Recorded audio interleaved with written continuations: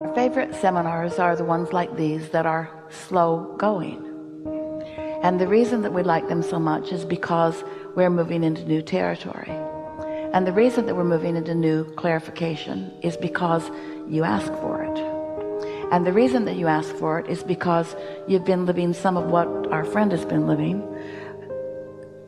In fact, it came up a few times here today, a sort of feeling that life should be moving faster for you and that you should be having more fun that you're having and that it should be easier to understand.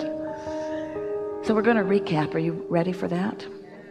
You are the creator of your own reality. But if you're like most humans, you've been going about it in a rather physical, conventional way, where you're counting on action, you're counting on effort, you believe in sacrifice and trying hard, and you believe in competition, and you're aware of where you stand in relationships to others, and in all of that you're doing just fine.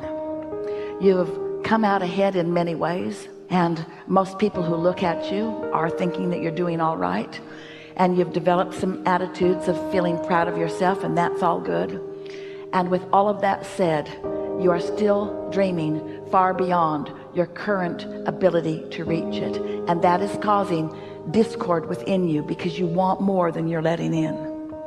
And we can talk all day about applying more action or about giving something more time.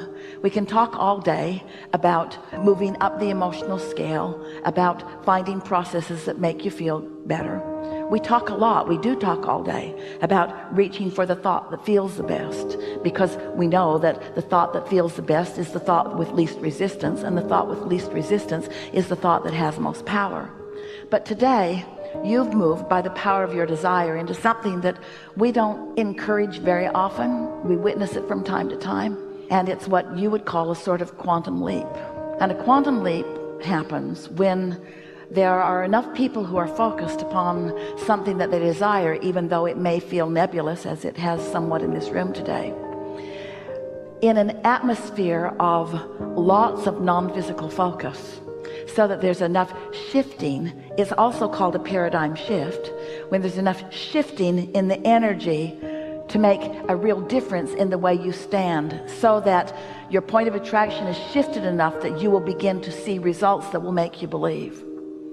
We would like it if we could offer enough clarity of knowing, and Esther could match up with enough words, and we could reach out into the audience and find enough demonstrators of conversation that it would be really easy for you to make that shift just based upon what happened today. In other words, wouldn't it be nice if we could just know it so much and speak it so clearly that you could hear it and know it too, and go off and perform the joyous life experience that you want to live? But that's not how it works, because words don't teach. It's only life experience that teaches.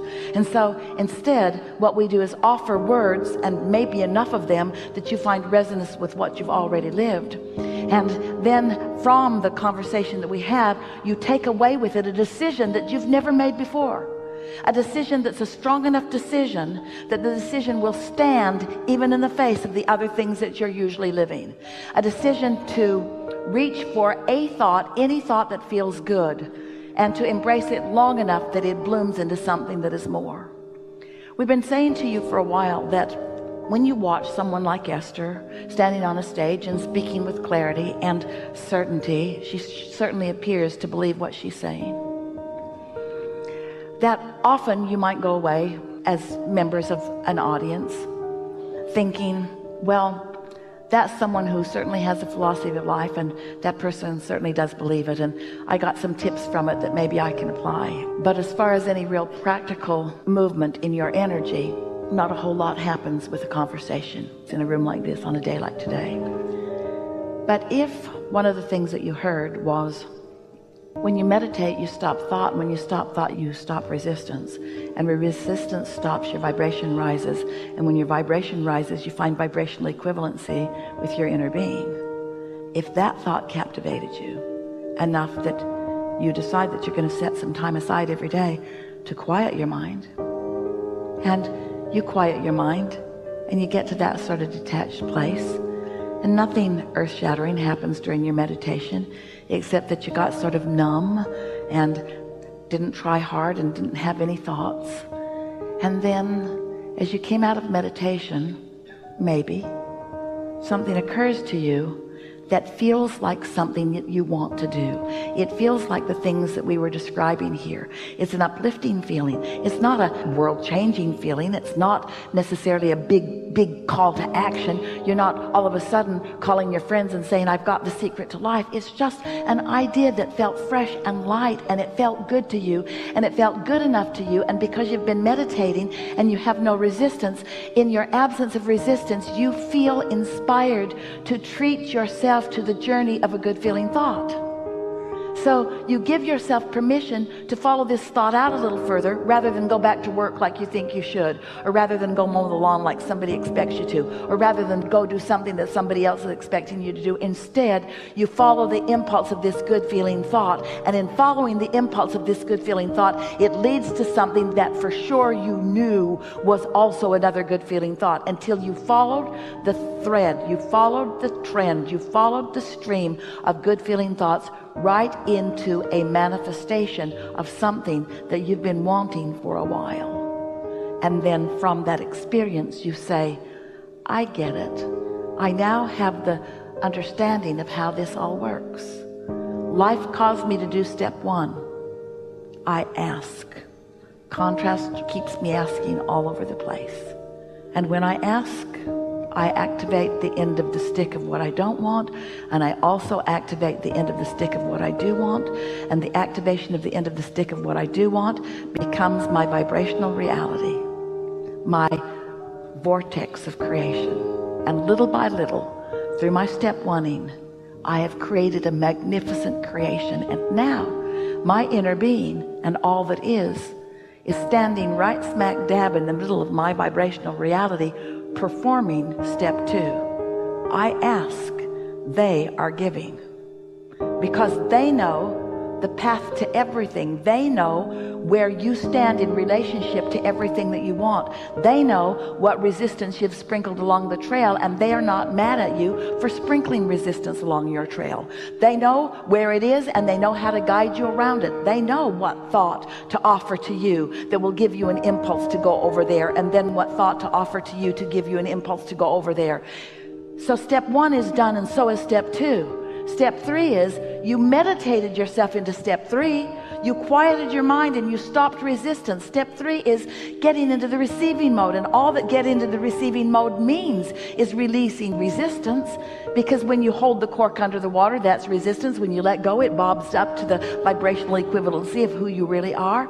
So step three is what we've been talking about. You find alignment with your source energy. You find, through quieting your mind, the vibrational equivalency of what your inner being knows. Step one, step two, step three. Now you've tasted it, you like it. You say out loud to yourself and others, I really like this clear thought I have. I prefer clarity to confusion. I really like it. I love being in love. I love loving, you say. I love loving, and because I love loving, I reach for thoughts that are loving. And so, through the process of meditation, hint, hint, and by looking for positive aspects, and by reaching for the best feeling thoughts that you can find, you practice the vibration of alignment. You practice this end of the stick, and it becomes easier and easier and easier for you until we pronounce you step four. Step four is just really good at step three. That's all step four is. You're really, really, really, really good at being in the state of receiving. And then step five is life comes to you, like our friend said. He's on his way home from a time of alignment. He gets bad news, and it doesn't feel bad, because it's in perspective. It's because in the step one moment that someone else is living, he's already over here on the other end of the stick with his inner being and their inner being. The problem has already created the solution, and you're already in alignment with the solution. You sort of getting the hang of how this works. So if we were standing in your physical shoes, and we were leaving this gathering, and we were coming into conversation with people who haven't been here with you, who are wanting to know where you'd been and what it was like, we'd say, it's hard to explain. A lot of it I really didn't understand. A whole lot of it I could have done without. But I've decided I'm going to be nicer to myself, and I've decided I'm going to have more fun, and I've decided I'm going to think happier thoughts, and I'm going to decide that I'm going to look around for things that are surefire subjects for me to feel good about, and I'm going to concentrate as close to 100% on those things as I can. And your friend who wasn't here is going to say to you, isn't that unrealistic? And you would say, yes, but I've decided to leave reality and realism somewhere else because it's been tripping me up.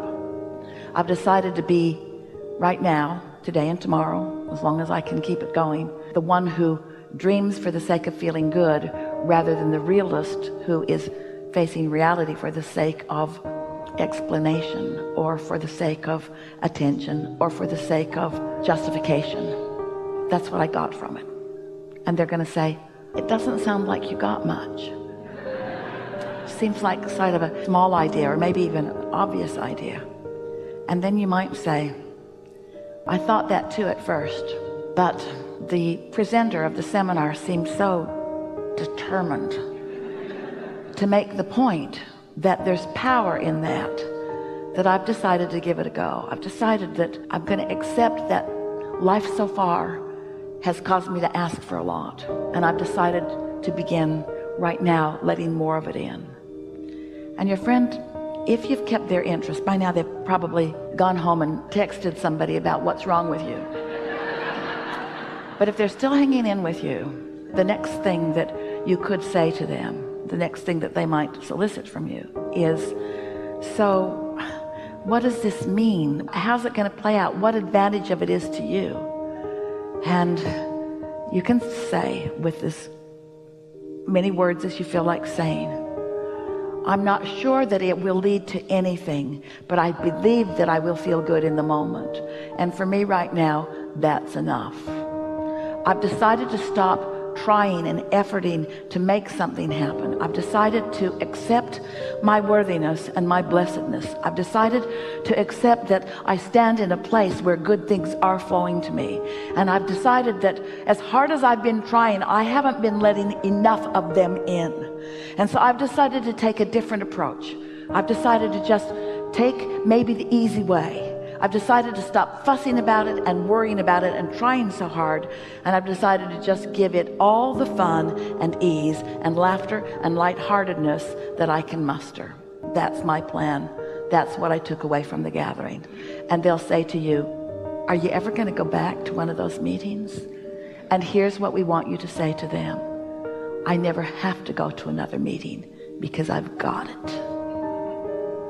There is great love here for you. And for now, we are complete.